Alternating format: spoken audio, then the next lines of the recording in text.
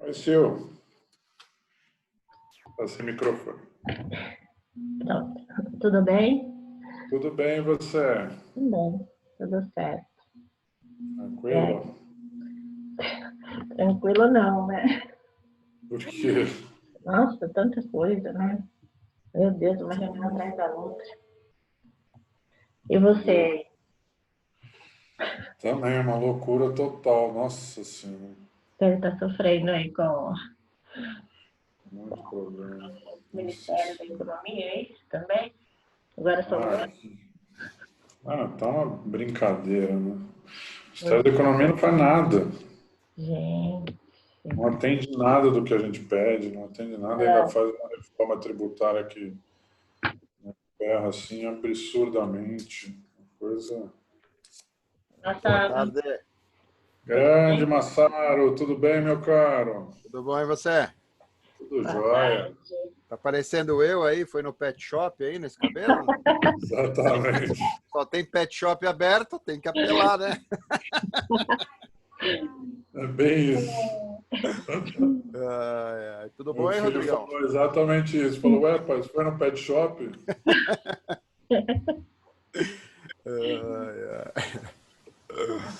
Grande Wagner, tudo bem, meu E caro? aí, pessoal, boa tarde. Boa tarde, Wagner. Bem, Bem? Tudo bem?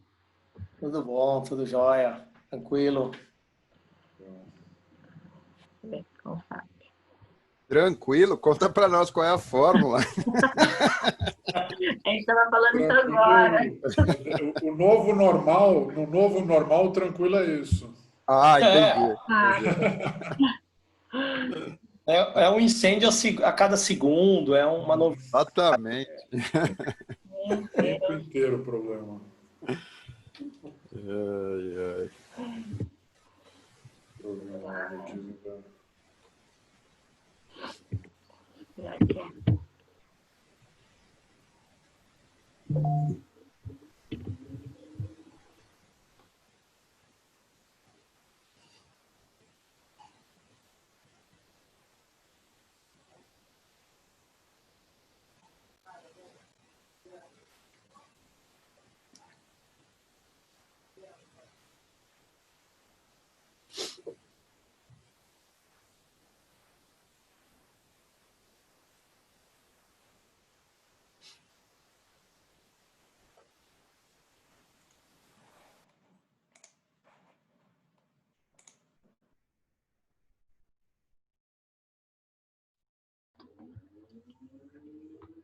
E Marcelo?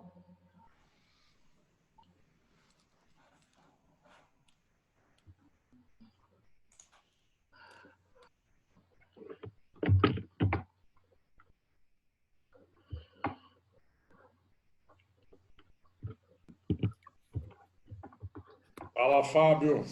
Fala, tudo bem? Tudo bem, e você? Joia. Firme. Oi, Rogério. Oi, Wagner, Marcelo, Samara. Firme. Hein, Fabião? Joia. Vamos aí. Aí, tá sem óculos? Ah, não sei se está acontecendo. Eu estou sentindo cada vez melhor ficar em frente à tela sem óculos. Não sei se o meu óculos já foi, já tem que mudar o grau. Sei lá. Estou sem óculos. Tá certo. Acho que podemos começar, né? Podemos. Marcelo está entrando. Tá. O Meet O está Gracioso não duplicado. confirmou? Quem? O Gracioso. Ah, é? Alexandre. Não. Ele falou que ia tentar. Deixa eu chamá-lo. Até ele perguntou para, né, 14 Era às horas. 14, é?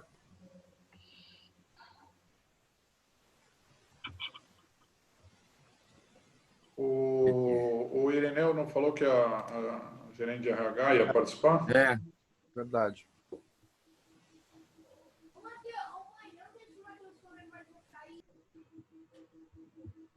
tem um. Ele não divulgou, ele tá num webinar agora, né? Eu vi a Quem, propaganda. o Gracioso? Irineu. Irineu. Ah, o Irineu. Sobre o quê? Aí, ó. Engenharia, deixa eu colocar no grupo pra vocês verem. Boa tarde, Marcelo. Tudo bem? Você não faz os.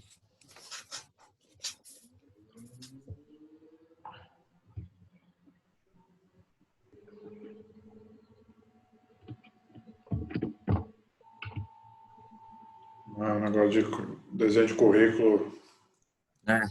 de competências. Legal.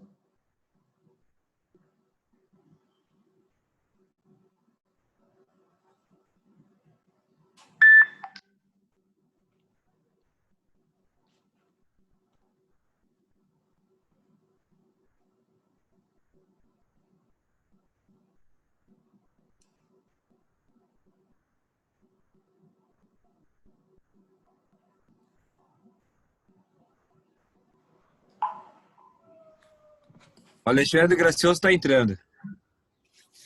Olha lá. Olá, acabei. Eu estava dando ok no link do Zoom. Ah, Legal. Fala, Alexandre. Tudo bem, meu caro? Rodrigo, puxa, quanto tempo? Tudo Pois jóia? é. Tudo jóia? Tudo e você? Tudo jóia. Bom te ver. Também, também. Coisa boa. Olá, A última amigos, tudo vez bem? que nós falamos, você Bem. estava com roupa. Me interrompi, Rodrigo, desculpa. Não, a última vez que nos falamos, você estava lavando roupa.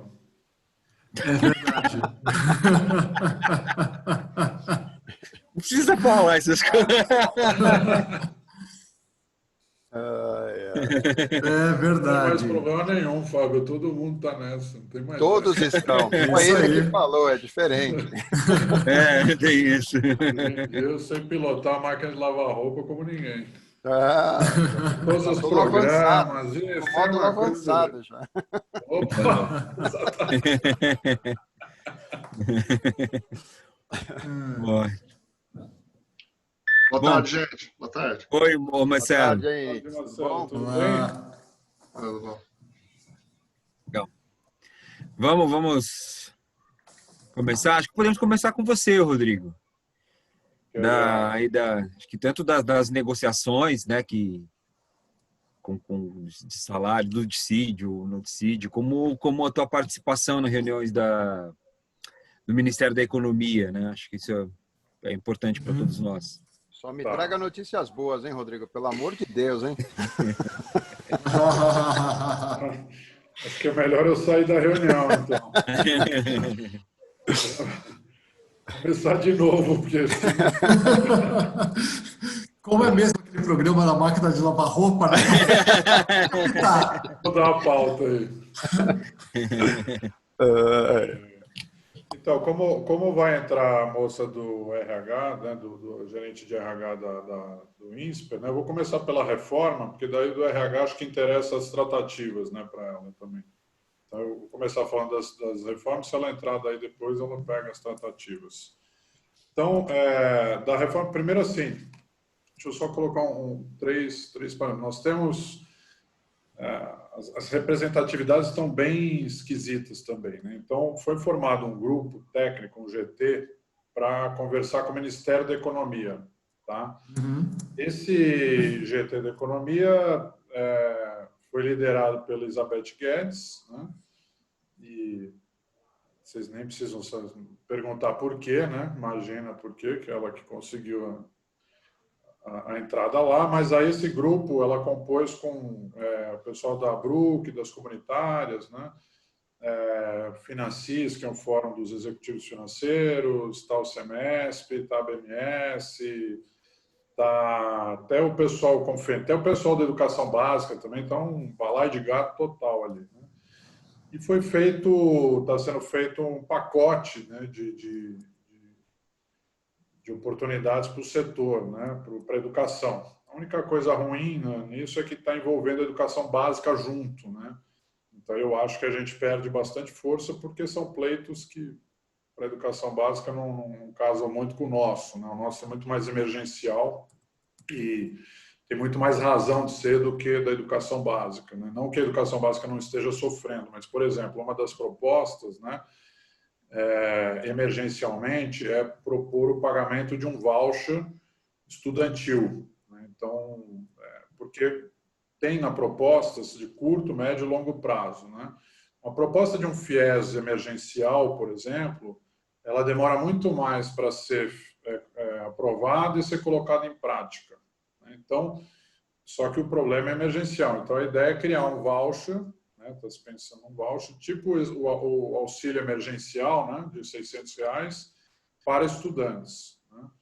Para o ensino superior faz todo sentido, porque o estudante do ensino superior, tem uma boa parte deles trabalha, né, depende de bolsa, perdeu renda, aquela coisa toda, né? Na educação básica é mais complicado porque só 10% estão na educação privada. Então, quem estuda na educação privada geralmente já está numa situação econômica melhor, né? Você tem que suportar os 90% que estão na educação pública, né? Então, esses que estão sofrendo, né? Então, não faz muito sentido. Mas, de qualquer forma, está todo mundo junto. Então, basicamente, assim, as melhores propostas para a gente, né, são esse voucher, né, que está caminhando, junto com também um FIES emergencial na base do modelo australiano, em que você atrela o pagamento à renda futura, né, do aluno, todo mundo tem acesso ao financiamento, né? Tem também uma proposta, estou falando dessas que a gente construiu, inclusive, de extensão do ProUni para a cota patronal do INSS. Então, eu não sei, aqui quem é filantrópica aqui nesse grupo? FAP é filantrópica, Mauá não, né? E SPM também não, né? Você teria um benefício que seria, sobre a folha de pagamentos, incide 20%, né, de INSS. É um baita de um recurso. Tá? Você transformaria isso também em bolsa, você ampliaria as bolsas do ProUni, em troca disso você teria isenção, como a filantrópica já tem um pouco, né? Ela dá mais bolsas do ProUni, em função disso ela tem a cota patronal, né? Isso também seria uma coisa interessante de se pensar. E que mais? São esses três assim os principais, tá? Nesse grupo. Aí, junto com isso, aí veio a reforma. Então, só que, assim, as reuniões que eu participei, está muito claro que não vai sair grandes coisas dali, que o Ministério da Economia não... Você fala com cada um, não, sim, vocês têm que fazer isso, vocês têm que fazer aquilo, mas é um blá, blá, blá. E, no meio disso tudo, eles falam que entendem o setor, como o setor está sofrendo, eles vão e soltam uma reforma tributária que foi, assim... desestruturante, né? Porque aí que vem a questão da reforma tributária. O que acontece na reforma tributária, né? Então, hoje as instituições, elas pagam sobre a receita 3,65% de PIS e COFINS, tá? No caso das instituições sem fins lucrativos, né, ou quem tem o ProUni, não paga nada, na filantrópica também, né? Ninguém está pagando 3,65 porque ou é sem fins lucrativos, ou é filantrópica, ou é com fins lucrativos, mas tem o ProUni. Vocês têm o ProUni, né, Wagner? Tá. Então, todo mundo aqui não está pagando. Qual é a proposta do governo? É trocar esses 3,65% por um outro tributo que chama CBS, que é contribuição... base de pagamento sobre serviços e produtos, né, de 12%. Você fala, nossa, mas que loucura, por que trocar 3,65% por 12% se o governo está falando que a reforma não vai aumentar a carga tributária? Eles estão se apoiando na lógica da indústria, em que você vai poder compensar a cadeia acumulativa, você vai poder... Isso. Então, por exemplo, um carro, né, você pega lá um parafuso, começou pelo parafuso, vendeu o parafuso, paga CBS de 12%. Esse parafuso compõe uma peça que vai ser vendida para formar um painel. Essa peça vai ser vendida 12% na peça que já tem o parafuso também que já pagou. Aí essa peça vai para o painel do carro que vai vender para a montadora. Ela mais 12% em cima da peça do parafuso. Então, o parafuso várias vezes já foi sendo pago 12% em cima do parafuso várias vezes, até chegar no carro. Então, lá na frente, a montadora vai pagar 12% na venda do carro, mas ela vai deduzir tudo o que foi pago de CBS durante essa cadeia. Então, no painel, na peça que compôs o painel, no parafuso. Então, no final, a alíquota vai ficar baixa. Tá? Essa é a lógica. Só que no caso nosso de serviços, né, não há o que deduzir praticamente. Porque a nossa maior parte é folha. Folha não incide CBS. Vai incidir sobre luz, água, telefone, algumas coisas assim. Então, é pouquíssimo o que vai incidir sobre a gente. Tá? Então, a alíquota sobe e sobe muito. Bom, tem alguns detalhes que ela é um pouco diferente, que ela agora é calculada por fora, o PIS e COFINS era por dentro, então você vendia por 100, né? Aí você pagava o ISS e pagava o PIS e COFINS sobre o 100, não sobre o 100 menos o ISS, por exemplo. Você pagava tributo sobre tributo. Agora você tira ela mesma, inclusive, da base de cálculo. Então, a alíquota no final ela dá 10,71 por aí, tá? Sobre a receita. Vai depender um pouquinho de cada caso. E aí a gente não tem muito o que acreditar, é isso que eu falei. Então, para a gente, isso impactaria, a gente fez várias contas, depende muito da instituição, né? Depende de onde ela está, porque o ISS maior vai deduzir mais a base, assim por diante, mas ela vai impactar até 11%. Se eu fosse ter que reajustar a mensalidade para continuar tendo o mesmo faturamento líquido, eu teria que reajustar até 11%, dependendo dos casos das instituições. Tá? Aí começam os grandes problemas também, junto com isso. Mas nós temos o ProUni, então nós estamos tranquilos. Mas, no caso da reforma, o que ela fez? Ela tirou da lei do ProUni a isenção de PIS e COFINS, porque PIS e COFINS vai deixar de existir, então ela revogou os itens que falam da isenção da PIS e do COFINS no projeto de lei na lei do ProUni, só que ela não colocou no lugar o CBS, que é o novo tributo. Então, quem tem ProUni, por exemplo, o caso da FIAP, né, que é CONFINS, passa a pagar os 12%, mesmo tendo ProUni. Então, os 10% de ProUni que isentava PIS, COFINS, contribuição social sobre o lucro líquido e o imposto de renda sobre pessoa jurídica, agora o ProUni, os 10% continuam sendo, só que ele só isenta contribuição social sobre o lucro líquido e o IRPJ. Então, é trágico, né? Quer dizer, piora muito a situação. Sim. E a sem fins lucrativos, né, que é o caso, acho que da Mauá e da SPM, né? Sim. É outro golpe absurdo que deram, porque, assim,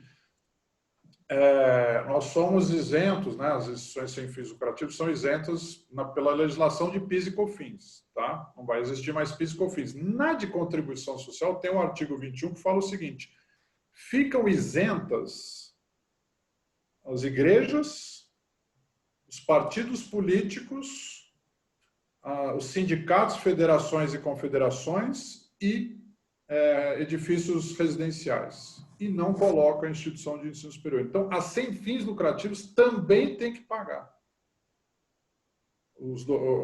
Ela também entra no CBS. Então, no final, quem mais teria que reajustar preço, inclusive, para poder compensar o que é hoje o seu faturamento líquido em relação a outro, seria sem fins lucrativos. Ela teria que reajustar 11%. Então, isso é um absurdo. A filantrópica, no artigo 21, essa cobrança não é anticonstitucional? Não é inconstitucional? Ela não é, porque, assim, quem está na Constituição é a filantrópica, ela que é imune. Tá. No caso das sem fins lucrativos, você tem legislação específica que vai isentando. Entendeu? Tanto é que, por exemplo, você tem o PIS, o PIS, especificamente para sem fins, ele incide sobre a folha 1%. Não é que vocês são que é isento, entendeu? Ele tem sempre uma legislação específica. Entendi. Entendeu? Na Constituição fala da filantrópica. Oi? Vai ser um impacto terrível. Não, um impacto absurdo, né? Quer dizer, nós estamos fazendo um estudo aqui estatístico para ver a elasticidade do preço no nosso setor, né? Sim. Uma alíquota dessa de CBS impactaria, chega a impactar uma perda de 5% de alunos, por exemplo, numa escola, né? Dependendo da instituição. Tem umas que vão ser mais, outras que vão ser menos, né? Bom, de qualquer forma, aí tem o outro grupo, que eu faço parte também, que é o Fórum, que a gente já viu que no Ministério da Economia não vai sair nada, porque se eles estão vendo que a gente está nessa situação terrível e solta uma reforma dessa, que parece que vai na jugular do ensino superior, porque você tratar o ProUni dessa forma, você tirar a instituição de ensino superior entre as isentas, quer dizer, você está olhando com foco ali, né? Fala, ali eu vou pegar. Então, nós estamos trabalhando no Congresso. A ideia é já estamos montando as emendas, já estamos montando toda uma nota técnica, né, explicando todas as consequências, né, e vamos emendar são 4 emendas, mas principalmente são colocar as instituições sem fins lucrativos dentro do artigo 21, como mais umas que também estão isentas da CBS, né, o que seria óbvio, né, e também colocar dentro do ProUni a isenção da CBS também. Tá? Só essas duas coisas já nos traria para o mundo normal, de novo. Né? Apesar que, por exemplo, uma instituição com fins lucrativos que não tenha ProUni, essa impactaria muito. Então, também há uma briga com todo o setor de serviços. Eu não acredito, sinceramente, que isso vai ficar desse jeito.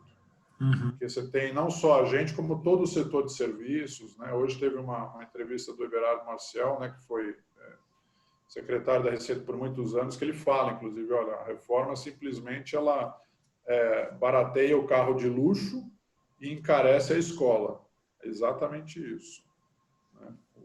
Foi o exemplo que eu dei. Então, assim, esse é um panorama da reforma, tá? Do jeito que está, que eu efetivamente, sinceramente, não acredito que vai avançar desse jeito. Eu acho que eles mais colocaram o bode na sala para poder depois mexer nisso, porque eu não vejo como você tirar do ProUni a isenção. Você tira o PIS/COFINS e não coloca outro no lugar. Então, isso, para uma instituição, por exemplo, que tem uma lucratividade de 5%, né, ou seja, ela só teria o benefício dos impostos sobre o lucro, né, que é a contribuição social e do lucro líquido e o IRPJ, com 5% de lucratividade é praticamente zero a tua isenção. Você já pagaria muito pouquinho. Então, você dá 10% de bolsa para não ter isenção na CBS, ainda por cima, sobre o lucro, você não ter praticamente nada de vantagem. Então, você estaria dando, eu fiz a conta, uma bolsa, 1% de bolsa, não, você teria que dar para cada 1% de isenção, 8% de bolsa. Proporção totalmente absurda. Né? Ninguém vai querer entrar vai muita gente abandonar o ProUni também. Então, além da elasticidade de preço, a gente mostrar que deve perder 200 mil alunos, se tiver que mexer na lei dessa forma, a gente perde mais uns 100 mil só de instituições que vão abandonar o ProUni, porque não vai valer a pena de jeito nenhum. Então, deve perder uns 300 mil alunos nessa brincadeira. Mas, sinceramente, eu não acredito que isso vai passar desse jeito. Eu acho que alguma coisa vai ser feita.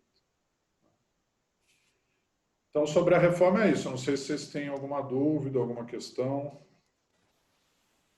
Não, a nossa leitura, Rodrigo, é isso mesmo que você falou. Põe o bode na sala primeiro, solta os balõezinhos, espera o ruído, o barulho e dá uma parada na rebarba. Então, a gente também acha que vai ser bem diferente do que está posto inicialmente. Porque a gente está olhando para o nosso setor de serviços, mas pega todo o crescimento do setor de serviços aí no mercado, tomar uma porrada dessas não tem muito como. Né? Então, por isso a leitura aqui foi um pouco nesse sentido. Vamos com calma, vamos olhar, mas muita coisa deve mudar no meio do caminho aí, porque está muito, muito forte para acreditar que é uma reforma, né? Exato, exato. Eu também acho que isso... Eles estão falando de compensar na folha, né? Uma redução da cota na folha, né? Então, ontem saiu uma matéria em que eles reduziriam o encargo da folha em 25%. Né? Nesse caso, aí seria jogo para a gente. Eu fiz as contas, 25% só sobre a cota patronal já zeraria no pior dos casos nossos. Mas se for 25%, ainda pegando todos os encargos, como Sistema S, tem uns outros penduricalhos lá que a Folha paga, aí a gente até ganha. Vale a pena trocar a CBS pelo... Só que são projetos paralelos, né? Então, qual a garantia que a gente tem, né, de que vai rolar a prova esse do jeito que está, porque vai sair da Folha. Depois não sai da Folha, eu não confio nesse governo de jeito nenhum. Confia em algum, não? Então, nós vamos... E Nós mesmo vamos assim, eu acho batalhar. que... Mas eu acho que aí a proposta, não sei a conta macro, mas talvez reduza a receita do governo aí, né? Nessa redução de folha. Porque o número de pessoas do setor de serviços é bem maior agora. Então, essa redução Exatamente. talvez reduza a receita deles, que eles não vão topar também assim. Vai topar Eles os... fizeram pela conta que eu fiz, assim, no nosso caso, você colocar a CBS do jeito que ela está, né? E, por outro lado, você tirar 25% da folha, dos encargos da folha, né? Dá elas por elas. Então, a conta bateu mesmo. Né? Tá. Considerando, inclusive, uma média assim, de uma instituição que a folha represente 50%. Se representar mais ainda, melhor para a instituição. Tá. Tá? Então, acho que é mais ou menos essa conta mesmo que eles estão fazendo. Perder, eles não vão perder, né? A gente sabe. Não vai de jeito nenhum, eles vão perder, né? A Beth está feliz com a proposta? É uma coisa esquisitíssima. Pergunta importante. Cara, é muito estranho, porque eu teve uma reunião desse GT de Economia, né? Com o secretário lá da Jorge Lima, lá do Ministério da Economia, e a gente estava indo para apresentar as propostas que eu falei, né? Do outro grupo. E aí, no meio, saiu essa reforma. E aí ela falou, olha, Jorge, quero deixar bem claro que agora que vocês soltaram essa reforma, vai ser guerra contra vocês e não sei o quê. Eu quero dizer que eu não tenho nada a ver com meu irmão, que nós nos damos muito bem em casa, mas não tocamos no assunto. Cara, olha a baixaria do negócio. Não, vocês não têm ideia como é que é tratada a coisa. É uma coisa muito, muito esquisita. Muito esquisita. Dá para imaginar todos os roteiros, cara, porque dá para imaginar que eles combinaram isso, sabe? Falaram, será que não... Até aquelas teorias mais conspiratórias dá para acreditar, porque você falou, será que eles não combinaram e daí depois ela vem como salvadora da pátria e consegue tirar? Ou será que efetivamente eles são brigados e ele fez isso realmente para ferrar com ela? Sabe? Dá para imaginar tudo. Então, E, ao mesmo tempo, é uma coisa que a gente tem discutido bastante no fórum das entidades que reúne a BMS, CEMESP e outras entidades, né? Do quanto essa liderança está sendo complicada, porque ela está se colocando como líder, né, do setor, e porque é ela que tem interlocução com o irmão, né? Mas, ao mesmo tempo, por exemplo, junto com esse GT que eu falei, que juntou comunitário, CEMESP, juntou Confenem, juntou Deus Todo Mundo, ela criou um grupo das instituições com mais de 300 milhões de faturamento para ter uma agenda própria. Olha, mas por que uma agenda própria para instituição com mais de 300 milhões? Então, a gente vem discutindo bastante de como dar uma amenizada nessa liderança dela aí também, porque é isso, parece que ela está querendo se legitimar, levando todo mundo junto, mas, ao mesmo tempo, no fundo mesmo, no final das contas, o interesse é dos grandes grupos. Né? Então, vamos ver. Vamos discutir. Mas, de qualquer forma, a questão da reforma, realmente, a gente já está trabalhando fortemente no Congresso, é lá que a gente vai trabalhar, né? Porque no Ministério da Economia isso não vai dar em nada, pelo jeito. E eu também eu acredito que vai ficar desse jeito. Não consigo acreditar que vai... Não acho que vai ficar desse jeito, não. Tá? Bom, com relação às tratativas, para não ocupar muito mais o tempo de vocês, né? Como é que está isso? Né? Como é que está evoluindo? Então, a gente vem negociando desde lá do começo do ano, né? Tá bem intenso esse ano, bem difícil, né? Porque a gente tem dois problemas, né? Um que é a questão do reajuste, o impacto econômico, né? Que é o principal. Mas, junto com isso, a convenção coletiva ela tem uma série de problemas que não se aplicam, né, nesse momento de pandemia. Então, por exemplo, a cláusula de semestralidade, né, que você só pode demitir o professor até o último dia do semestre, né, senão ele tem garantia para o o segundo semestre, né? O que teve de instituição que deu férias coletivas e está repondo aulas práticas, agora vai repor aulas em agosto, quer dizer, esse professor continua lá, mas daí acabou, ele não tem mais aula, como é que eu faço, etc. Então, tem uma série de, por exemplo, tem uma cláusula sobre irredutibilidade de jornada de trabalho e salário, também se contradiz a MP 936, né? Tem uma série de coisas que a gente está tendo que adaptar. Então, não está fácil, porque eles querem adaptar, mas querem reajuste em troca disso. Tá? O reajuste, geralmente, ele é dado, então, em março, né? E esse ano, ele é sempre com base numa cesta de índices, numa média de 3 índices, que é o INPC do IBGE, o ICV do Diese e o IPC da FIPE. Tá? Esses 3 índices acumulados, então, de 1 de março de 2019 a 29 de fevereiro de 2020, a média deles deu 3,54.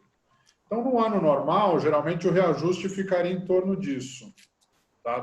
Da sexta. Então, esse ano daria 3,54. Só que não tem espaço para nada, né? As instituições estão sem espaço para dar nenhum reajuste. E o que a gente conseguiu agora, evoluindo depois de muita negociação, é o seguinte, né? Que eu acho que agora estamos num caminho mais otimista. É o seguinte, a gente fechar uma convenção de 2 anos, essas cláusulas que não se adequam nesse momento, elas são reescritas, de forma que há uma excepcionalidade em cima dessas cláusulas de semestralidade, de redutibilidade de salário, de banco de horas e assim por diante.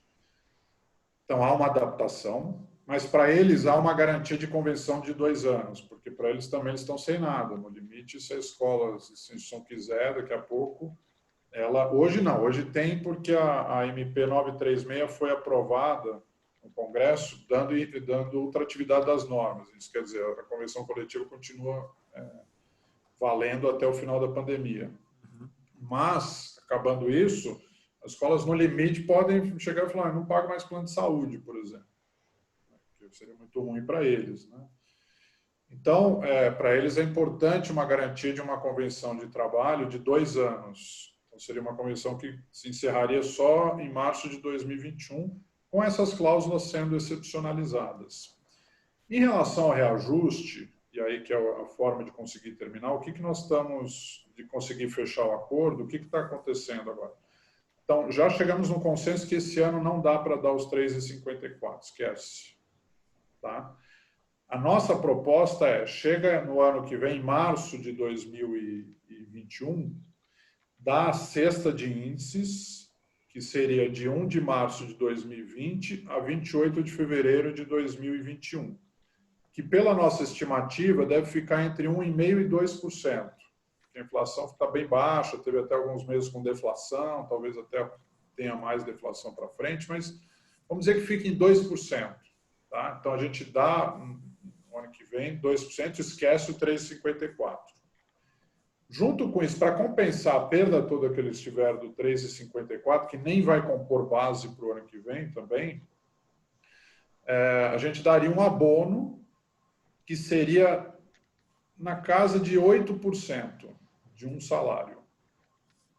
Tá? Ou seja, bem pouquinho. Quer dizer, eu troco...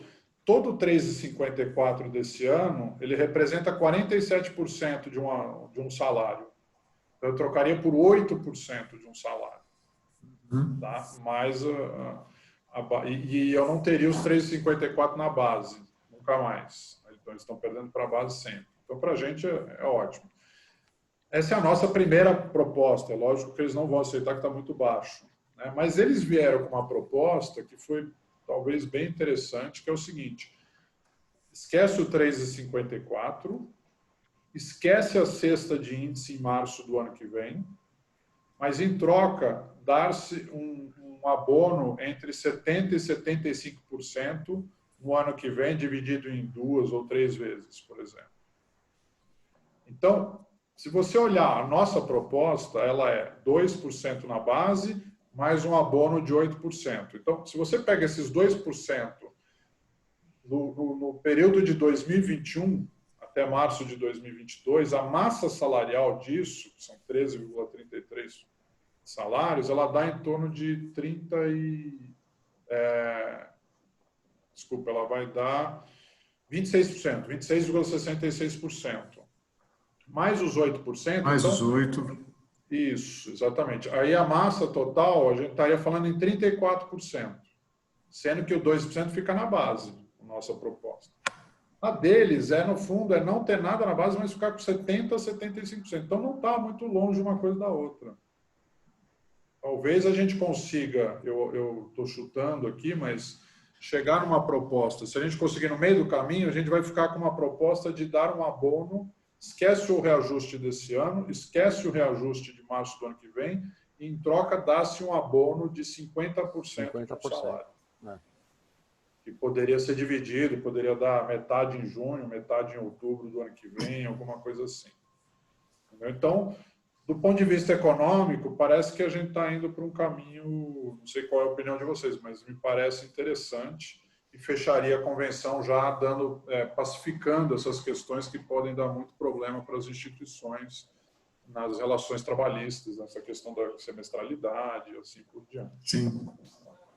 Tá? Então, esse é mais ou menos o cenário que a gente está fazendo. Eu acho que a gente tem uma rodada entre a gente, que a gente tem que negociar internamente e depois com eles, né? Porque internamente, principalmente os grandes grupos, não querem dar nada nunca. Se puder tirar, melhor. Uhum. Só que a gente sabe que a vida não é assim, né? Então, a gente vai ter uma reunião interna da comissão nossa, né? Que participa a Croton, além da PUC e todo mundo, participa todo mundo, é bem representado, está todo mundo bem representado ali, né? E para ver se a gente consegue aumentar essa nossa proposta, e depois na quarta a gente tem uma reunião com as federações para levar uma nova proposta em função desse meio do caminho aí. Vamos ver, eu estou otimista que agora a gente fecha isso. Mas aí todo mundo pode ficar tranquilo que esse ano não teria nada para reajustar. E a ideia é também os 50%, a gente transformar ele em duas alternativas. A gente só pode dar como abono ou pode dar como reajuste, se quiser, na base. Não dá abono, mas coloca na base lá, por exemplo, 2% mais 20% de abono, sei lá, aí tem que fazer conta, né? Mais ou menos que vai equivaler, no final das contas, a massa salarial mais ou menos vai equivaler. Porque tem instituições filantrópicas que não gostam muito de dar abono, aí, entendeu? Aí cada um vai pensar. Mas agora, na reforma trabalhista, tem uma coisa boa, que o abono ele não incide mais os encargos, né, da folha. Então, você poderia dar 50% e não pagaria cota patronal em cima disso. Então, é mais um ganho do que colocar isso na base. Tá? Acho que é isso, mas eu estou à disposição aí se alguém quer tirar dúvidas aí também. Deu para entender assim? Deu sim. No caso de ser abono, eu só não entendi um ponto, Rodrigo. No caso de ser abono, a primeira parcela de um abono seria ainda esse ano ou tudo a partir do ano que vem? Tudo ano que vem. Tudo ano que vem. Depois de março do ano que vem, depois da data base. Tá. Esse ano não teria nem nada, então. Nada. A não ser que a instituição tem liberalidade para ela fazer o que ela quiser. Claro. Uhum. Mas obrigatoriedade por conta de convenção coletiva, não teria nada. Quando você fala, Rodrigo, que o reajuste seria na base, né? Como eu não estou muito acostumado, você se refere a voltar em março de 2020 ou esquece e reajuste em 21? Quer dizer, fica devedor de março de 2020 para pagar de uma vez aquela diferença? Não, fica assim. Por exemplo, vamos dizer que eu ganhava 1.000 em 2019, tá? Aí, em março de 2020, eu teria que reajustar 3,54%. Não vou reajustar, então continuo com 1.000. Quando chegar em março de 2021, vamos dizer que eu aplique a sexta, eu vou aplicar sobre os 1.000. Entendi. Entendeu? Tá. Seria a base lá de 2019, na verdade. Né? Não, tudo bem, mas você aplica e ele é válido a partir de março de 2021. A partir dali, isso, exatamente. Você não fica devendo o que você não pagou em 2020. Não. Essa que é o interessante da assinatura da convenção coletiva. Porque foi bom você ter falado nisso, mas porque qual é o risco disso tudo também? Eles falaram, chega, vocês estão enrolando, nós estamos perdendo demais, tem muita demissão, está acontecendo tudo contra a gente, então vamos para a justiça. Chega, não vamos mais conversar. Sim. Tá? Indo para a justiça, né, eles dar qualquer têm a coisa. garantia da database. Então, se um juiz pega e fala, olha, vocês têm que dar o INPC, que é pior do que a sexta, porque geralmente os dissídios o juiz dá o INPC. O INPC desse período que eu falei que deu 3,54, ele ficou em 3,9. Aí ele vai trazer lá para a database. Tá. Então, ele vai te fazer reajustar o salário e pagar tudo para trás, inclusive para quem foi demitido e etc. Então, você judicializar isso hoje, dado que é lógico que juiz você pode cair na mão de milhões de juízes, né? Mas um juiz hoje olhando a precariedade que está sendo o trabalhador, vamos dizer assim, né? Não é nada difícil ele dar alguma coisa para o trabalhador. E ele vai olhar e falar, não estou dando nada, não estou dando aumento, não vou dar aumento real nenhum, tal, só tem que recompor a inflação, só isso. E esse recompor a inflação custaria bem caro para a gente. Então, é nesse sentido. Por isso que para a gente seria muito bom, porque a hora que eu assino a convenção, eles estão de acordo e acabou. Não tem mais esse risco de voltar para trás. Entendido. Tá? Obrigado. Certo? É isso. Só uma pergunta, então. Você falou do tal do bônus no começo? Lembrei aqui. Um voucher, né? Um bônus, um voucher. O voucher. Esse voucher seria para quem? Qualquer aluno? Como é que seria o acesso a esse voucher? Esse voucher ele seria para aluno que sofreu impacto econômico na pandemia. Tá, mas ele não precisa ser um cara de FIES, nada. Pode ser um cara não vai ter, que dá evidência que ele sofreu o impacto. E ele pode usar em qualquer instituição? Qualquer instituição, a ideia é essa. Tá. Qualquer instituição. Inclusive na educação básica, que eu acho complicado a gente ter levado a proposta junto com a educação básica, porque para a educação básica você tem vaga na escola pública. Né? Diferente do ensino superior, que você não tem vaga na escola pública. Então ele não tem escolha. Né? Não é que ele pode. Na educação básica você pode, né? Eu não vou discutir a questão da qualidade, etc., mas é uma questão, eu não quero aquilo porque eu acho ruim, então eu vou pagar e faço isso. Mas aí é uma liberalidade sua, né? Mas se você quiser, tem vaga.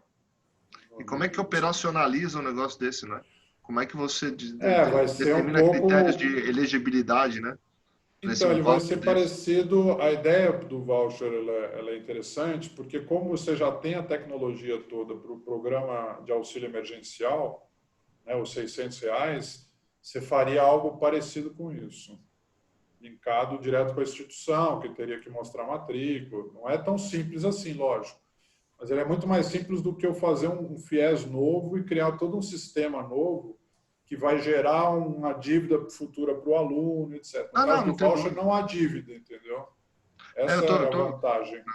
Estou pensando alto aqui, porque o critério dos R$600, eles pegaram já dados que eles tinham, né, com relação àquelas pessoas, cadastros que já existiam. Se você for usar, por exemplo, o mesmo cadastro, eu acho que essas pessoas... nesses critérios dos R$600, elas não estão estudando em instituições pagas. Acho. Pode ser. Né? Não, você tem razão. Então, quer dizer, você vai pegar um público que é um público um pouco diferente. Ele está melhor de renda, né? Ou estava um pouco melhor num passado mais recente e foi surpreendido agora. E isso o programa dos R$600 não pegou. Ele pegou gente que já vinha mal. Né? É verdade. Foi buscar lá imposto de renda do cara de 2018, né? Por aí. Então, eu não sei se esse voucher chega para instituições como as nossas. Acho que você tem razão. Você tem razão. Eu vou dar até uma olhadinha como é que está, porque foi feito duas coisas. Uma é uma proposta que foi para o Ministério e outra virou um projeto de lei que está sendo apresentado pelo senador Dario Berger, senador ou deputado, agora já não lembro, senador, que está virando um projeto de lei. Eu vou dar uma consultada e depois eu falo para você qual é o critério que está lá do voucher. Tá. Isso eu não vi direito, mas você tem razão. Se pegar esse público dos R$600, não vai pegar ninguém que estuda numa universidade privada. Tem Sim. razão. A nossa questão é outra, quer dizer, o cara que já estava no limite, aí ele perde renda ou tem um contrato de trabalho suspenso, ele não consegue mais pagar a instituição. Mas não é que ele está tão mal quanto o cara que recebe os 600. E você não tem os dados desse cara, né? Porque a pandemia é não agora. sei como é que faz. Talvez ele teria que provar que ele está matriculado. Eu vou dar uma lida no projeto de novo aqui para ver como é que ficou no final. Mas teria que provar que ele teve, ou foi demitido, ou suspendeu o contrato, ou reduziu jornada, e ele está matriculado, por exemplo, na Mauá. Teria que talvez provar alguma coisa desse tipo. Mas eu vou olhar e te falo para vocês depois. Fora isso que tem famílias, né? Eu falei, em muitas instituições, na nossa não é o sujeito, né? Embora ele seja maior de idade. Sim, tem que ser a renda familiar, né? A renda familiar. Exatamente. Mas foi bom você ter falado. Eu até vou dar uma consultada, porque conforme for eu vou pedir para ver se dá para alterar também. Beleza? Bem, eu não sei né, normalmente nossa reunião tem duração de 1 hora, né? Mas se fosse possível, não sei do problema da agenda de vocês, né? Essa é uma preocupação. Se passarmos rapidamente pelas instituições, né, com alguns dados, né, com algumas informações. Nós tínhamos combinado em trocar informações sobre inadimplência, captação, né, e rematrícula. Acho que é bom, como são instituições com perfil semelhante, né, trocar esses indicadores. Fala, Rodrigo. Não, e uma coisa que seria interessante, desculpa, já estou me intrometendo aqui, né, imagina. Não, mas que eu imagino que você também, né, Fábio Sinara, também, as instituições estão muito na dúvida com relação à retomada das aulas práticas e laboratoriais. Sim. Então, seria legal se vocês pudessem contar um pouquinho se vão fazer, vão aproveitar essa oportunidade, porque acho que está todo mundo em São Paulo, né, então todo mundo pode voltar, né, já, com as aulas práticas e laboratoriais. Se vão e como é que estão pensando em fazer isso, né? Porque está todo mundo morrendo de medo, né? Eu já recebi alguns questionamentos, até de aluno, falando, pô, a escola está falando que vai voltar, mas não me falou nada como é que vai ser, já falou que eu tenho que comprar equipamento de proteção, eu que vou ter que comprar, então já começou um fuzuê em cima disso. Só sugestão aqui. Nós sentimos isso como conversa em outras redes, isso mesmo. Sim. Pode ser, se dermos, né, esse overview aí por instituição. Certo? Vamos lá, Alexandre. No meu vídeo que a gente está no meio, já no centro. Posso começar? E eu lamento, como tinha avisado, né, eu tenho reunião sempre às 15 horas das sextas-feiras com a diretoria, então tenho realmente mais 15 minutos. Agradeço, então, até a oportunidade então, de começar o relato. Primeiro, falando dos planos de retorno, a gente não está, pelo menos não por enquanto, com a ideia de oferecer nada que impeça que a pessoa cumpra os créditos. Ou seja, pelo menos por enquanto, todos os estudantes poderiam cumprir os créditos de forma totalmente remota. A gente investiu bastante em soluções como laboratórios virtuais, enfim, melhorou a conexão, enfim, estamos tentando dar um jeito remotamente, né? Mesmo no nosso caso, por causa dos nossos cursos, isso é possível, mesmo na parte prática, até fotografia, enfim, a gente está dando um jeito de pelo menos oferecer a oportunidade da pessoa cumprir o crédito.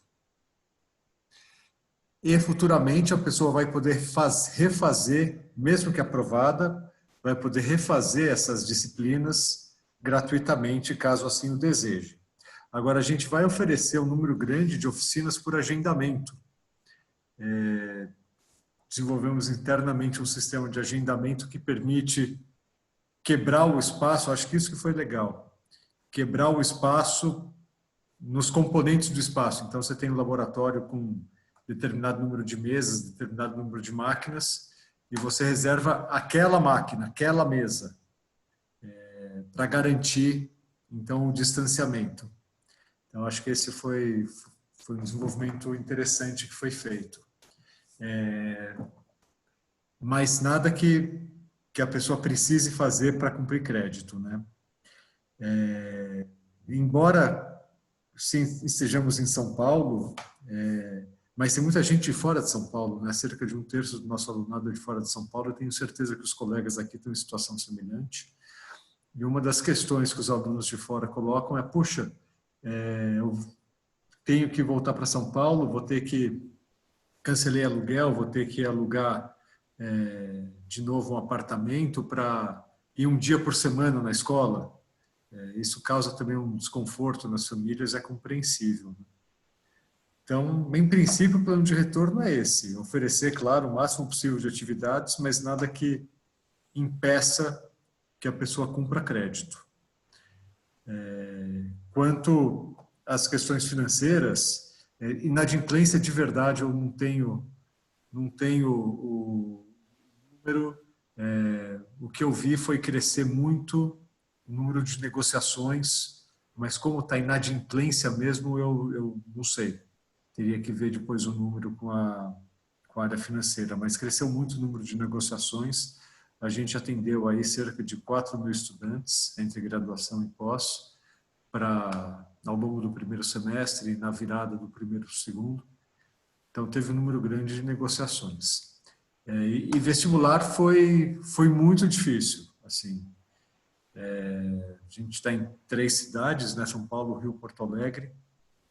São Paulo, a gente fez uma revisão orçamentária cerca de 1/3 para baixo, 40% para baixo em abril, né, em relação ao que a gente tinha previsto para esse ano no final do ano passado. Em São Paulo, a gente até atingiu o número de matriculados, sei lá, que seria 60%, né, do previsto para esse ano. Rio e Porto Alegre está bem mais complicado. Rio e Porto Alegre está assim, Porto Alegre tá muito difícil, realmente. Rio De rematrícula que você está falando? Não, de vestibular. Ah, tá. Porto Alegre muito, muito, muito difícil. Entradas muito minguadas. Rio está se sustentando, está aí no meio termo, mas também mais São difícil. Paulo, você falou quantos por cento? A gente vai atingir mais ou menos uns 60% do que foi orçado para esse ano. E em linha com a revisão orçamentária, né? Rio e Porto Alegre a gente não vai conseguir chegar nem a isso, infelizmente. É mais ou menos essa a situação. Legal. Você tem de rematrícula dados, Alexandre? Rematrícula. Próximo aí do... Rematrícula acho que está em linha, viu, com o que a gente esperava. Mas isso porque a gente fez muita negociação, né? Se não fosse fazer muita negociação, oferecer bolsa emergencial, a gente teria perdido muito mais aluno. Então, o efeito do caixa da escola vai ser significativo.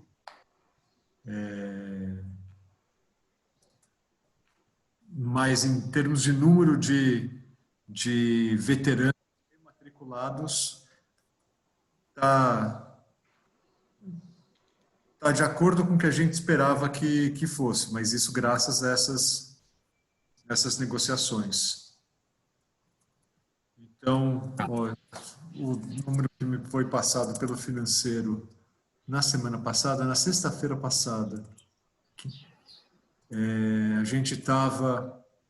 As aulas vão recomeçar dia 10 de agosto, então ainda tem aí 10 dias, né, para correr atrás de rematrícula. A gente estava com 80% dos estudantes veteranos rematriculados de graduação. Beleza. Tá. Rogério, como vocês estão?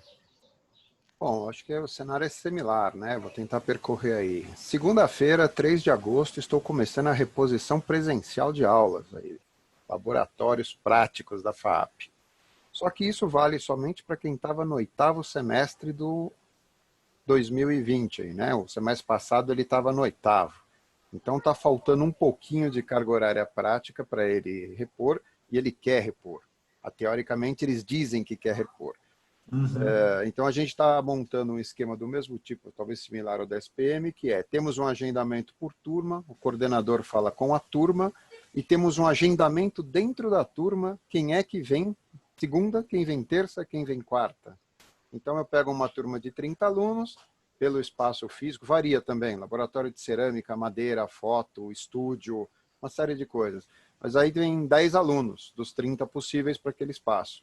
E eu dou 3 aulas de forma diferente ali, tem sempre o técnico e tudo mais. O professor vai circular pelas 3 aulas, né? Quer dizer, ele tem que estar lá nas 3 aulas, depende um pouco do modelo. Mas o que a gente está apostando é que se vierem 20 alunos é muito. Quando eu não oferto, o aluno quer que eu oferte. Ele me cobra, pô, então me dá o desconto. Já que você não vai dar a oficina, você dá o desconto. Então, nós montamos uma estratégia na contramão. Está ofertado. Você não quer vir, eu tenho remoto. Então, a gente tem até agora 100 alunos confirmados para segunda-feira, de um universo de 4.000 aproximadamente. Né? 4.000 a base total de alunos. Né? Quer dizer, quem a gente ofereceu, acho que era no máximo 200 alunos aí. Lembrando que eu tenho pelo menos, acho que 12 cursos, que são cinema, rádio e TV, publicidade, artes, animação, uma série de coisas de uso intensivo de laboratório. Né? Na vida como ela era, não como ela vai ser ou como é, mas como ela era muito forte esses cursos em cima de laboratório, muita prática, às vezes até aula teórica no ambiente prático, né? Pela disponibilidade e tudo mais. Então, a gente adotou um pouco uma estratégia, um certo grau de risco, mas um certo cálculo, que é, vou oferecer dia 3 de agosto, começa a reposição, já apareceu tudo que o Alexandre falou, mas eu desaluguei meu apartamento, eu tenho que ir na segunda, eu tenho que ir não sei o quê, mas eu moro em XPTO, eu vou de ônibus, eu tenho que ir. Então, aí surgem as individualidades. Aí a nossa contraproposta é, para estes casos, temos a solução remota. Você quer adotar a solução remota? Então, aí eu quebro as pernas no aspecto de que eu não posso repor, ou que eu tenho que dar o desconto, ou que eu não sei o quê. Na reposição prática efetiva, tem cuidado de distanciamento, inclusive entre salas do mesmo corredor. Eu não aloco salas no mesmo corredor. O professor só pode abrir a porta e liberar aqueles 10 alunos se o corredor estiver vazio. Ele não pode deixar os alunos se encontrarem em algum momento de saída. Então, assim, porque o número é pequeno também, o espaço comporta, né? Não podemos esquecer disso. Mas tem uns cuidados estabelecidos para que eles sintam a trava toda de estar presente. Estar presente vai ser difícil, porque tem muito protocolo para ser cumprido. Então, vamos esperar a segunda, porque as redes sociais nos respondem mais rápido do que a média, se tem alguma besteira em andamento do nosso lado, ou se eles disseram que é um saco ir lá, é melhor fazer remoto, e aí a gente vai dimensionando. A decisão está muito quente, né? A decisão não tem mais planejamento para um mês, o que eu vou fazer nesse mês. Não, eu sei a semana que vem. Semana que vem é isso. Dia 10 eu começo o remoto todo mundo. Né? O semestre regular começa dia 10, para dar tempo da gente administrar essa primeira semana com possível gestão de crise aí nesses alunos, e vamos ver o que acontece para o dia 10, todo mundo volta remoto. Então, talvez parte desses que a gente está ofertando optem pelo remoto. Né? E a gente vai fazer o híbrido bem nesse formato.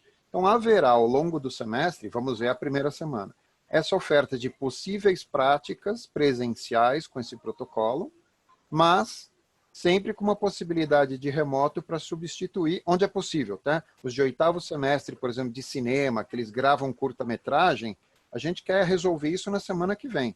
Só se eles não aparecerem, porque já é o aluno que deveria começar a pedir o diploma e coisas do tipo, e ele não quer voltar para o remoto mais um semestre, ele quer encerrar o assunto. Né? Tá virando uma trava para ele. Estamos apostando nisso. Então, por isso, essa ação um pouco, como é que eu diria, acelerada, né? Para a gente não ter nenhum parâmetro, mas porque a gente está apostando que o número é muito baixo dos que efetivamente querem. Outra coisa que a Esses gente... do oitavo, Massaro, É. que você mencionou, esse do cinema, para pegar esse exemplo, a pessoa conseguiria cumprir toda a carga prática nessa semana que vem. Não, nem todos, tá? Eles gravam curta, muitos começaram esse curta já no semestre passado, é um processo no mínimo de 1 ano. Então ele já tem um semestre andando, o 7º já foi feito, e o 8º é que foi interrompido em diferentes pontos. Tem desde aluno que vai mandar o material para a finalizadora para apresentar o curta, que é simples, é remoto, não precisa de quase nada, até aquele que ainda quer gravar muita coisa em estúdio, né? Então, a gente são grupos aí de 4, 5 alunos que, na verdade, acabam tendo comportamentos diferentes aí. Então, a gente está trabalhando com esses grupos, atendendo quase a demanda deles, para esses grupos. Então, tem gente que talvez em 1 semana, 2, consiga concluir a carga horária que ele imagina. Talvez em um primeiro mês, agosto, conclua todo mundo. Essa é a expectativa, porque estará tudo à disposição deles. Se eles quiserem manhã, tarde e noite, a gente está disponível manhã, tarde e noite. Mas como eu estou concentrado no período da manhã, pode ser que alguém alegue que não pode à tarde, não pode à noite. Então, o agendamento vai trabalhar isso, inclusive com o prazo que ele vai levar para cumprir. Se ele quiser 1 vez por semana, ele vai levar 3 meses. Se ele quiser 3 vezes por semana, 4 vezes por semana, talvez ele leve 2. Então, vai dar uma opção para ele que vai nos ajudar melhor a calibrar os próximos. A etapa seguinte é quem está no 8º este semestre que entra. Quem está em 2020, segundo semestre, como é que a gente vai calibrar isso? Tá? Mas a gente está sentindo um número pequeno. É possível porque é um número bem pequeno, proporcional ao que a gente teria. Está respeitando o limite de 35%? Putz, estou respeitando o limite para baixo de 10%. Né?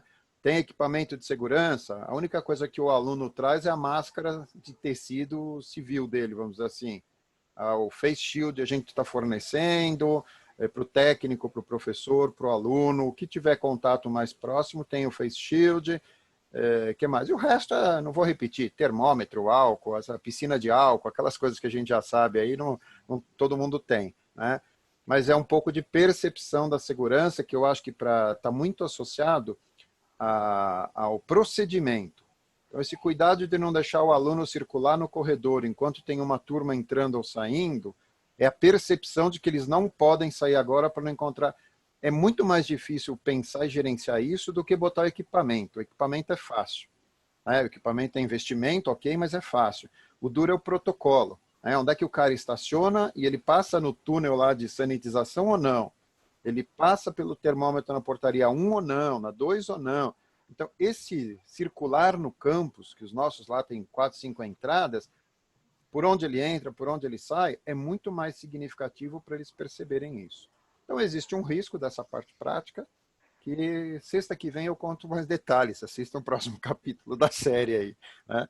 Ou vocês espero que não ouçam por aí, né? Antes de nós, tá? Antes de eu contar. Tá? Mas é um pouco desse movimento. A ideia é canalizar para o remoto, o que for possível, tá? Porque a gente tem condições de fazer muito mais remoto, mas tem uma cobrança efetiva de que a gente não oferece. Aí a gente calou essa cobrança. Oferece, o coordenador está ligando para aluno por aluno, turma por turma, um trabalho muito personalizado. Né? Então a gente está nessa vibe. Tem outro problema desse retorno com os professores de mais de 60 anos.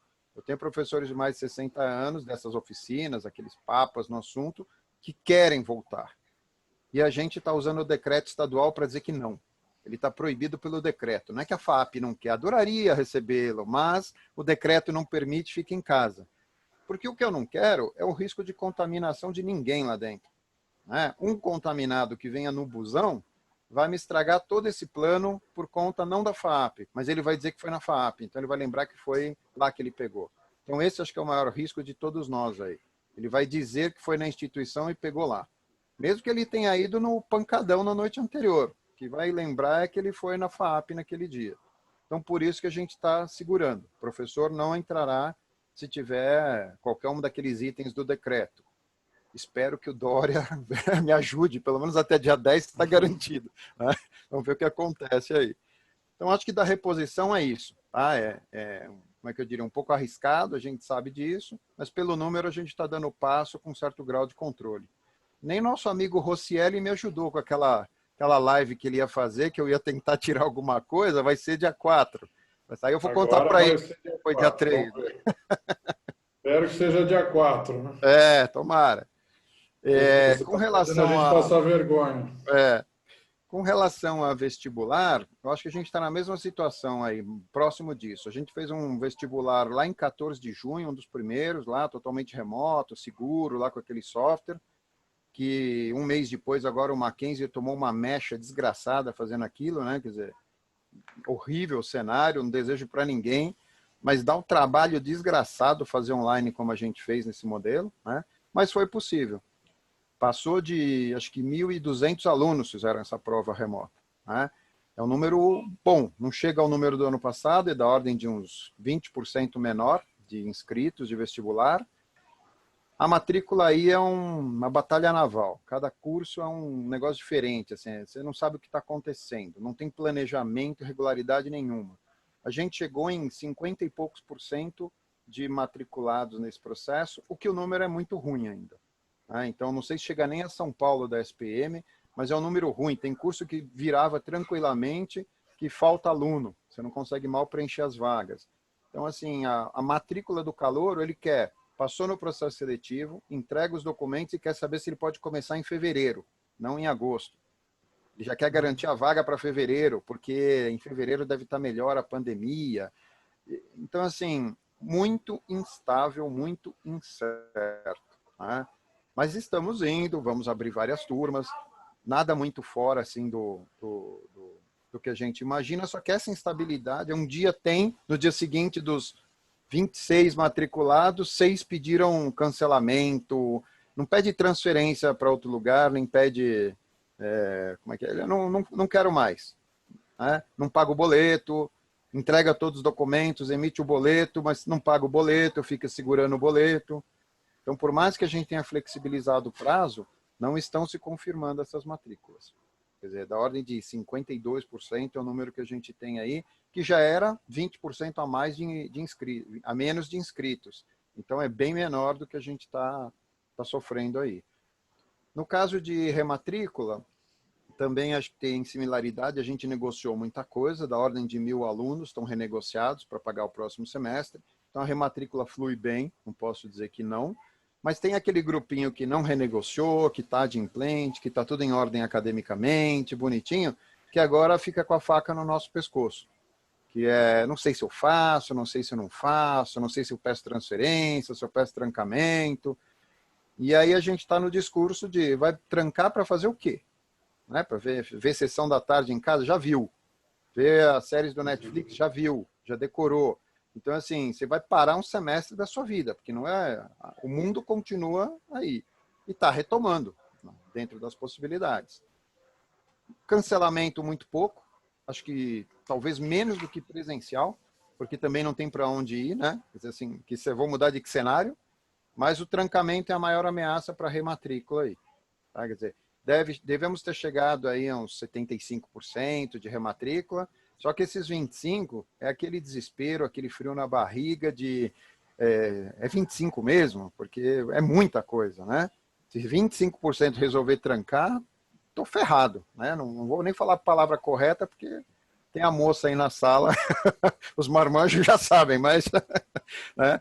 Ferra geral, 25% aí de trancamento, mesmo que o cara volte um dia, é complicado pra caramba. Mas é a ameaça deles, é a força deles nesse momento, é a argumentação. Mais um motivo para a gente ter marcado para dia 3 o início da reposição do presencial e dia 10 a volta do remoto para forçar a decisão. Ó, vamos voltar. Você vai perder o semestre inteiro agora, que a gente vai entregar. Então, você vai ficar um semestre parado por conta disso. Então, a gente está apostando aí um pouquinho de dar essa forçadinha na porta. Mas tem por volta de 25% de rematrículas em aberto aí. Tá? E muito não de inadimplentes, tá? Não é aquele cara que está devendo desde fevereiro. É o cara que vem bonitinho até junho e na hora de rematricular é que ele fala, mas tem desconto? E dá para dar desconto até o fim do curso? Aí as ameaças são muito mais financeiras, de tentar esticar o prazo e tudo mais. Né? Então é um pouco disso que a gente está falando aí. Esqueci algo aí? Faltou algum tópico? Acho que é isso, né? Então... Acho que é isso. Beleza, Excelente. obrigado. Rogério, olha, são pouquíssimas mesmo as instituições no conjunto das redes que conseguiram mais de 50% aí no vestibular. Pouquíssimo. É. Então, não sei se José Carlos ou Nietzsche... Eles estão O Nietzsche vai felizes, colocar, querido. eles não têm rematrícula. Nós eles não estão temos meio felizes. do ano vestibular. Não tem meio do ano. Então, beleza. O Nietzsche vai relatar, querido. Então, boa parte realmente não cabe a gente, né? Rematrícula e ingresso a gente não tem no meio do ano, os cursos são anuais.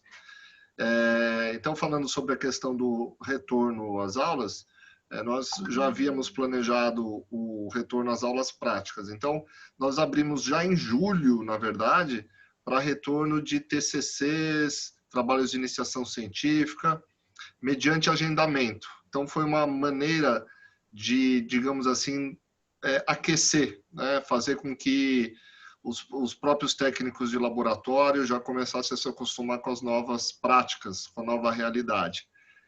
E o grande retorno, na verdade, vai ser 10 de agosto. Nossas aulas começam segunda-feira, começa tudo remoto, mas a partir de 10 de agosto voltam as aulas de laboratório. Laboratório mesmo, que requer lá equipamento específico e tudo mais. E aí, claro, como vocês já sabem, tem todo um trabalho administrativo em volta disso, né? Colocar as aulas de laboratório tudo no mesmo período, para que o aluno, quando vá ao campus, ele vai só para aquela aula. Se o laboratório não comporta aquele número de alunos, o que você faz? Faz quinzenal aquela aula, divide em 2 salas em paralelo, enfim. Aí a nossa estratégia na gestão foi o seguinte, eu não consigo detalhar isso, evidentemente, em nível de reitoria. A gente passou para os coordenadores, falou, olha, vocês podem lançar mão de alternativas, tá certo? De estratégias diferentes para poder combinar a aprendizagem com as exigências de distanciamento, higiene e tudo mais. Então, por exemplo, em medidas como o aluno tem aula de laboratório de física, depois um laboratório de química. Não, ele faz 4 horas de laboratório de física. Na outra semana, ele faz 4 horas de laboratório de química, para evitar que ele troque de laboratório e tenha que entrar a equipe de limpeza, essas coisas. Então, são coisas que a gente vai criando, vai aprendendo, né, na medida que os próprios professores responsáveis por disciplinas vão sugerindo. Aluno obrigado a usar máscara, a gente vai fornecer face shield também para eles nos laboratórios, álcool gel para todo lado. Então, assim, é muito, cá entre nós, é muito uma questão também de ser também, né? Seguir as regras, mas também tem que parecer, né? O aluno tem que sentir que medidas foram tomadas, porque, francamente, se a gente for analisar friamente, tá na mão dele a proteção, né? Se ele tiver de máscara, se ele não tocar objetos e levar até a boca, enfim, né? A coisa não é tão simples se contaminar seguindo as regras pessoais de higiene, né? Então, mas por outro lado, a gente tem que se proteger, mostrando que aquilo que nos cabe, né, é tudo bem feito. E aí não tem ações de conscientização? Ações de conscientização, comunicação forte, gravamos vídeos. Então, a gente tem que mostrar segurança para os alunos. E um ponto que eu acho que é fundamental, que faz diferença nessa hora, e tem a ver com o que vocês já falaram aqui, nós não exigimos o retorno. Então, no nosso comunicado, a gente falou assim, ó, se você, por algum motivo especial, individual seu, não entende oportuno voltar agora, não volte. A gente vai oferecer a possibilidade de repor isso mais adiante ou uma atividade em paralelo. Por enquanto, a nossa intenção é, por enquanto, não quisermos criar conflito. Não é hora de criar conflito. Então, se o aluno vier e falar assim, não, mas eu não quero ir. A gente falou que você pode ficar em casa. Fica em casa. Aí depois, depois é depois. Calma, né? Então, a gente joga também com a expectativa que o tempo nos ajude, né? E a cultura de uma segurança, de que é legal voltar, também seja bom. Mas não queremos vender também barato essa opção dele de ficar em casa. Fazer, ó, talvez você tenha que repor em janeiro as práticas de laboratório. Não sei o que vai fazer, mas não é assim também, né? Posso ficar em casa. E aí começam comunicações. Por exemplo, um aluno mora lá em Poços de Caldas. Sabe o que é? É que eu tenho uma tia que visita uma avó, que visita um primo, que visita o outro. Então, assim, eu tenho que preservar a saúde. Na verdade, o problema é que ele mora em Poços de Caldas. Ele não quer vir para a aula. Está muito menos preocupado com a avó do que com o inconveniente. Mas faz parte. Isso aí vocês sabem que é o nosso dia a dia lidar com essas coisas. Então, agora é o varejo. Está na mão dos coordenadores de curso, dos responsáveis de disciplina. Muita reunião, muita conversa com o professor. Surge muita dúvida com relação ao próprio professor. Mas o professor tem que voltar? A nossa determinação é sim, tem que voltar. Volta. Mas é grupo de risco? Volta. Se você tem alguma situação sua, individual, particular de saúde, procure o sistema de saúde ocupacional e se lá você tiver a dispensa, ok. Mas a determinação padrão é volte. Evidentemente, em paralelo, o que eu falo com os coordenadores? Gente, bom senso também, sabe? Se puder substituir o cara por outro, faz uma troca, o sujeito vai dar aula de teoria em vez de aula de laboratório, vamos acomodar, não queremos ser intransigentes, tá certo? Mas eu tenho lá, sei lá, 20% dos professores com mais de 60 anos, começa a faltar professor, né? Então é isso, resumindo, essa é o nosso encaminhamento. E bem recebido pelos alunos, tá indo bem. O administrativo, vocês voltaram? A critério de cada gestor. Tem gente trabalhando presencialmente, sim, mas revezamento é o modelo preponderante lá. Hoje, por exemplo, nem eu nem o professor Zé Carlos estamos lá porque ia ter uma manutenção de energia elétrica, não tem luz, mas a gente tem ido até para também começar pegando jeito, né? Pegando jeito, dando exemplo também, para as pessoas perceberem que é hora de começar a voltar. Mas também revezamento, regras de higiene, distanciamento.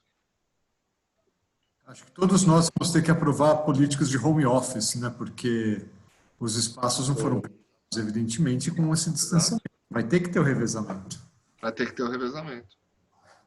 Bem lembrado, Alexandre. A gente até, por exemplo, no semestre, a gente acabou de assinar um aditivo, todo mundo, porque agora, como não tem mais MP a 927, né? Acabou Sim. sendo aprovada como lei, caducou a medida provisória. Então, você não tem mais aquela possibilidade de teletrabalho, senão você tem que fazer um aditivo no contrato de trabalho no administrativo. Sim. Então, todo mundo teve que assinar, né? Porque você não estava preparado para isso, exatamente. Carlos, eu vou pedir licença, desculpa não poder ficar até o final, mas obrigado pela conversa de hoje, uma boa semana a todos. Quem está recomeçando aí semana que vem, boa sorte no reinício. Obrigado, Alexandre. Até sexta que vem. Boa Um abraço para sorte. todo mundo. Bom fim de semana. Obrigado, Tchau. Tchau. Outro, tchau. Marcelo, você tem algum dado de financeiro Aproximados, Fábio, aproximados. A nossa inadimplência está um pouquinho pior, mas nada tão alarmante. Muita negociação, evidentemente. Não é isso, Zé? Tá. Nós flexibilizamos os pagamentos, tem umas que estão para vencer ainda, né? Quando nós flexibilizamos o pagamento de primeiras mensalidades que estão para vencer. E os trancamentos, por incrível que pareça, mas até eu não sei se foi o Gracioso que comentou, estão até menores do que estavam o ano passado, então nos chamou a atenção. Mas talvez por opção de não ter para onde ir também, né? É que no nosso caso também, muitos trancamentos acontecem na engenharia por conta de desempenho. E o desempenho deu uma melhorada. Eu tenho curiosidade, como todos os trancamentos passam por mim, até vou olhar o boletim do aluno. E muitas vezes o sujeito alega problema financeiro, daí você entra no boletim de notas dele, você somar as 40 notas que ele tem, não dá 5, sabe? Aquela coisa assim. Então, assim, o financeiro fica muito mais grave se o sujeito está indo mal e já vê uma perspectiva de perder o ano. Aí ele... É financeiro porque ele vai ter que pagar mais um ano de faculdade. Exato. Exato. Marcelo, você acha que esse desempenho melhor é por conta de deficiência nas avaliações? Olha, Rodrigo, eu diria assim, diferença nas avaliações. Isso é uma coisa que a gente não mediu, né? Mas eu posso dizer um pouco do que eu senti conversando com os professores. É uma coisa meio doida, né? Os professores, de um lado, eles falam assim, nossa, o aluno está aprendendo mais. Eles estão aprendendo mais, eles estão fazendo uns trabalhos mais profundos, sofisticados e tal.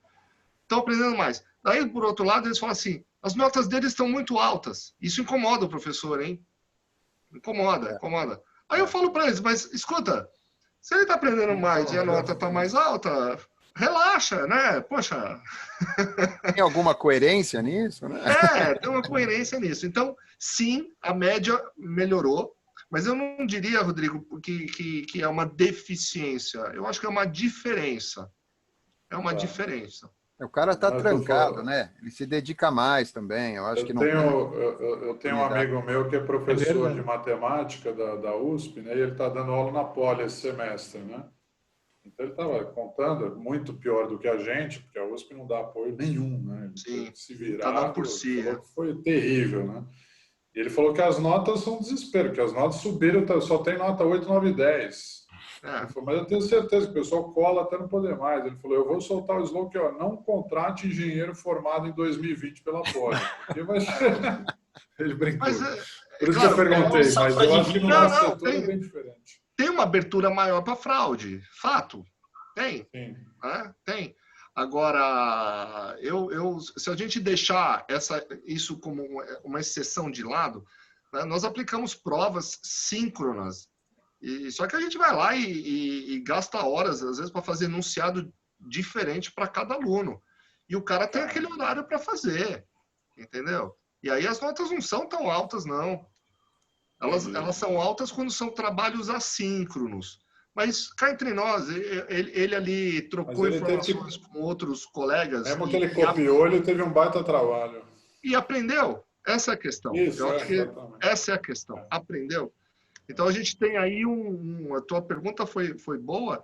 A gente tem uma coisa muito interessante aí para discutir do ponto de vista de educação quando tudo isso passar, que é esse paradigma da avaliação simplesmente com provas e presenciais, aquela coisa um pouco terrorista. Aí.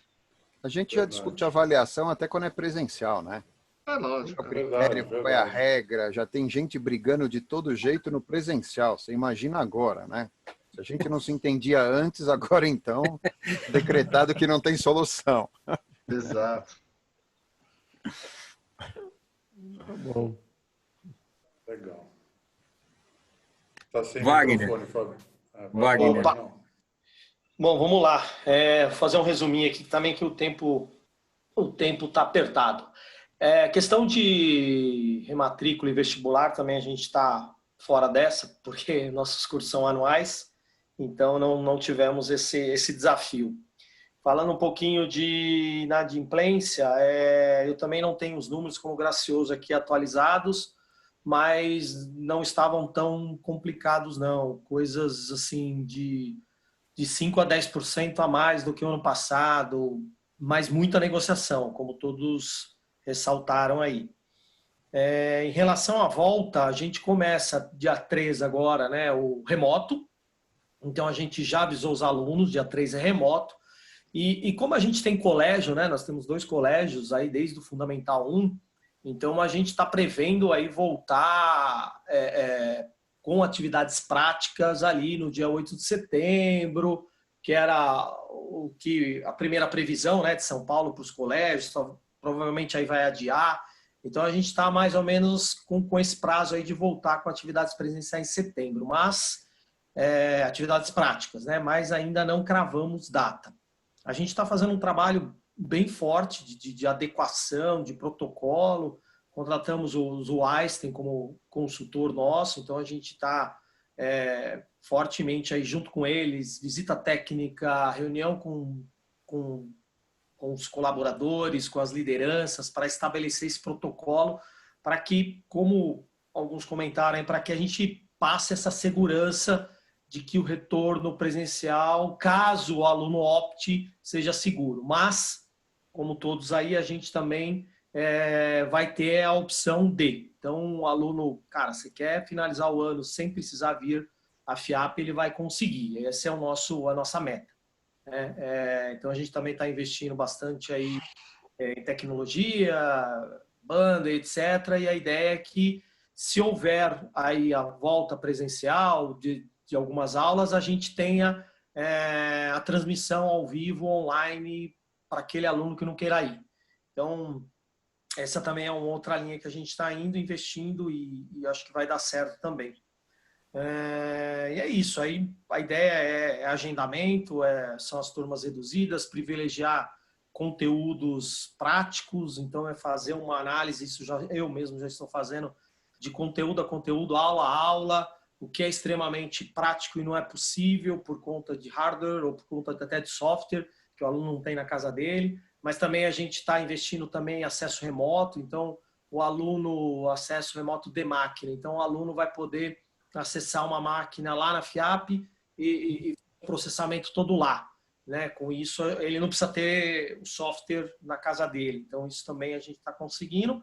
Aí tem mais a parte maker mesmo, que aí não tem como, mas a gente, por exemplo, já está providenciando os kits, kit de Arduino, já está, se for o caso, mandar para os alunos. A gente pensou num drive-thru Maker Lab, então, o cara tá precisando imprimir uma peça na impressora 3D ou cortar na laser, ele vai mandar para o nosso pessoal e depois passa lá só para pegar, né, para montar lá os robôs e todos os projetos. Acho que é basicamente isso. Não sei se o resto é bem parecido aí com todos os comentários que foram feitos. Acho que é por aí. O administrativo, vocês voltaram? Nós voltamos com um time bem reduzido agora, mais mesmo estratégico, então a gente está indo todas as tardes. Hoje nós não fomos, mas a semana que vem todas as tardes, com um time bem reduzido, e aí depois a gente vai voltando aos poucos. Né? É isso.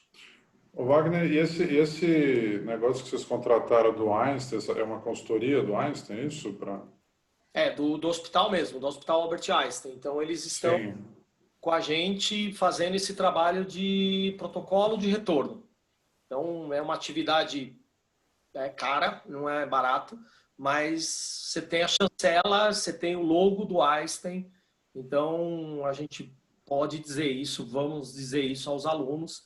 E isso foi muito mais em função até de colégio, né? Assim, essa preocupação dos pais, de retorno e tudo mais, mas, de novo, assim, a gente vai enfatizar essa questão de que mesmo o aluno do colégio não vai precisar vir à escola, mas a gente sabe que alguns pais vão precisar deixar o filho na escola, né? Então, a gente quer dar essa segurança para ele, né?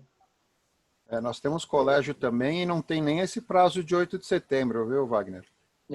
O ensino médio, nem 8 de setembro. Em Ribeirão Preto, nós temos 1.000 alunos no ensino médio e lá está vermelha a faixa, né?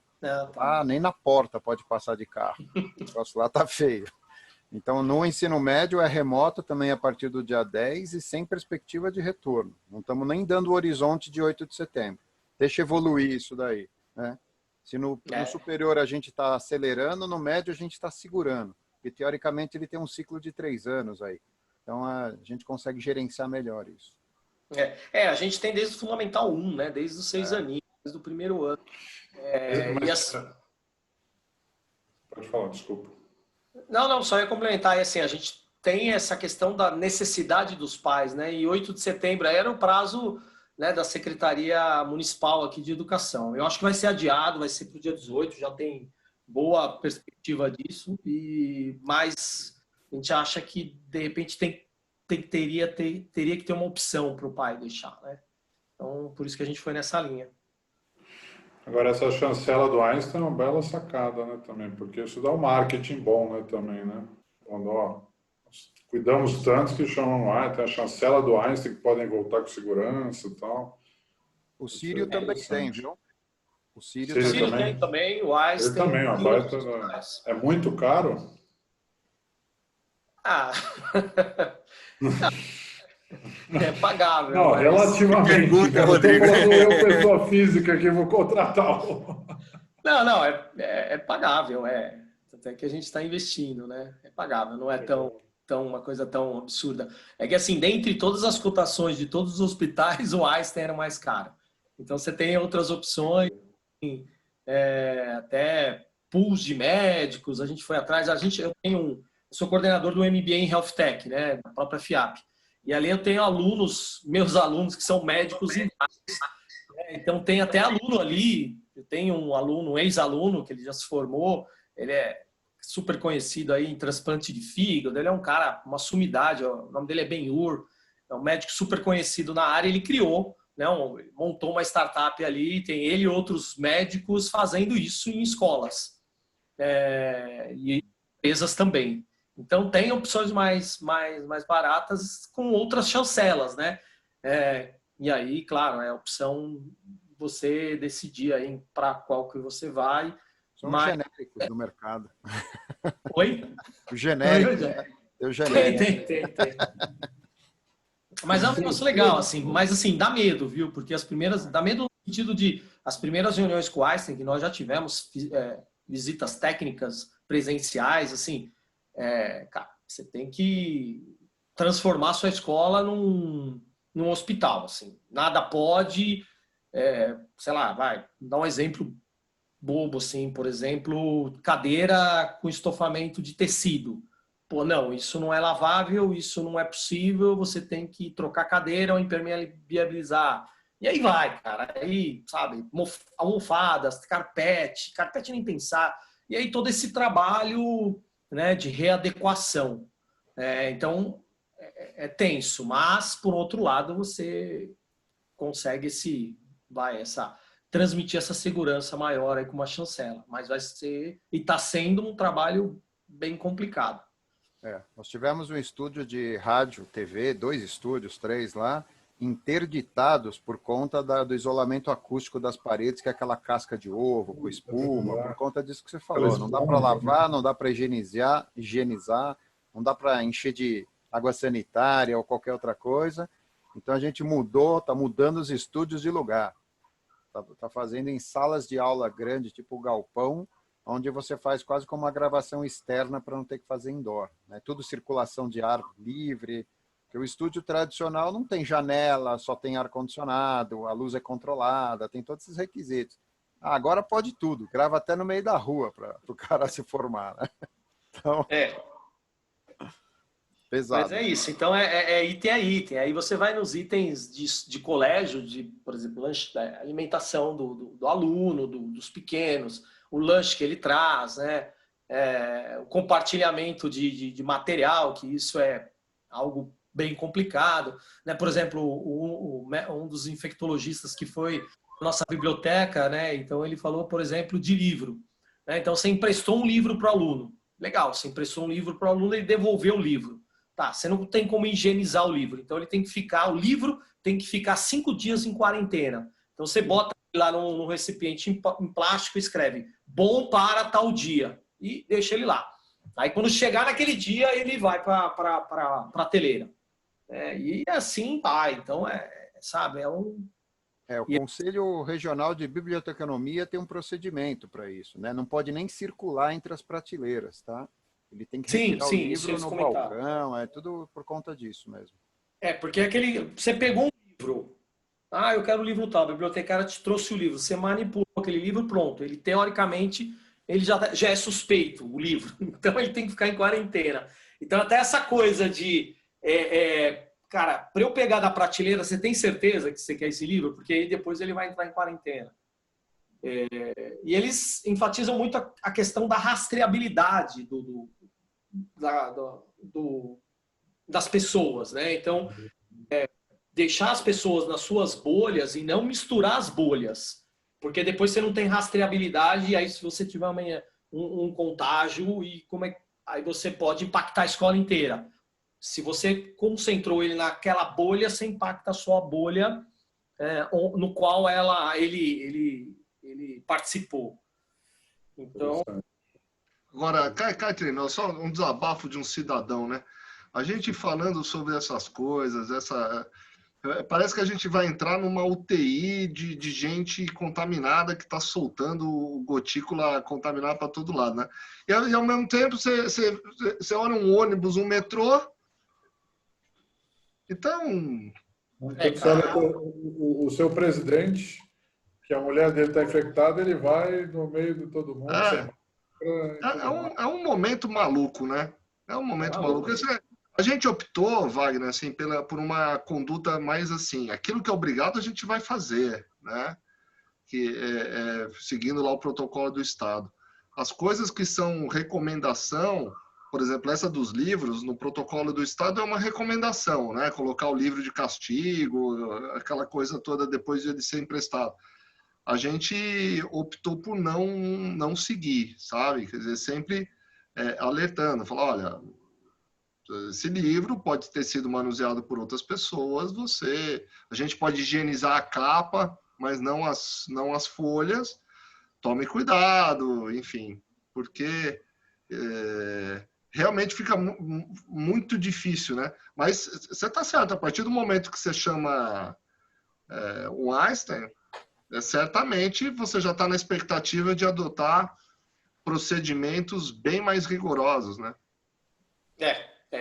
E assim, o que a gente tem certeza também é que a experiência do aluno no presencial indo vai ser, cara, e não por culpa nossa, não vai ser nada boa. E aí você vai ter a opção mesmo do aluno pelo remoto, que é o que eu acho que deveria ser até o final do ano, mas concordo com o que acho que foi o Massaro que falou. Se a gente não oferecer a estrutura, o cara vai querer o desconto, etc. Então, assim, tá lá. Só que o protocolo para você usar é esse aqui. E é determinado pelo Einstein e pela segurança de todos vocês. Então, não, mas... Enfim, você tem a opção do remoto. Fica na sua casa, que lá é muito mais seguro. Eu só acho que você devia ter contratado o Ben-Hur, viu? Porque o Ben-Hur ia dar um negócio assim... Pô, o cara conheceu Jesus, não foi? Pô... Ele viu a crucificação de Cristo. Pô, chama o... Esse é o homem, né? Esse é o cara. E tá vivo até hoje, porra. Tá vivo até hoje. Mas 2000 anos. eu tenho um amigo dele porque ele ele é o Papa em transplante de fígado. Então a gente não sabe quando vai precisar, né? Eu tô na fila, cara. Se essa quarentena durar muito, daqui a pouco a gente vai aparecer com garrafa amarrada junto. Verdade. Você tá louco. Gente, preciso ir que eu tenho outro também. agora. Acho que valeu. Daqui Agradeço 15 dias nos reunimos novamente, né? Foi muito Com bom. certeza. Obrigado, Eu queria falar da FAP. Até semana que vem, manda notícias para mim, por favor. Se alguém vir falar da FAP, Pelo menos eu seria um dos primeiros a saber, né? pode deixar. Valeu, gente. Obrigado. Boa semana. Obrigado. Valeu, queridos. Bom final de semana. Fiquem com Deus. Tá no mercado, vamos contratar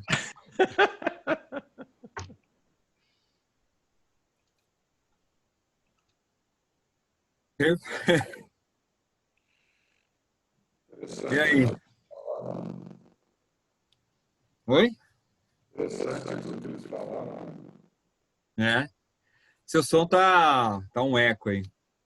Essa coisa que a internet tá meio ruim. O que aconteceu aqui? Dá para ver, não? Um eco. Aí você tá com um megafone estranho aí.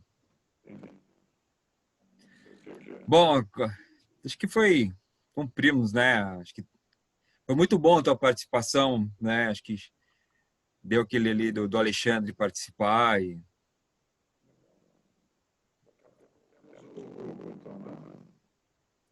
agora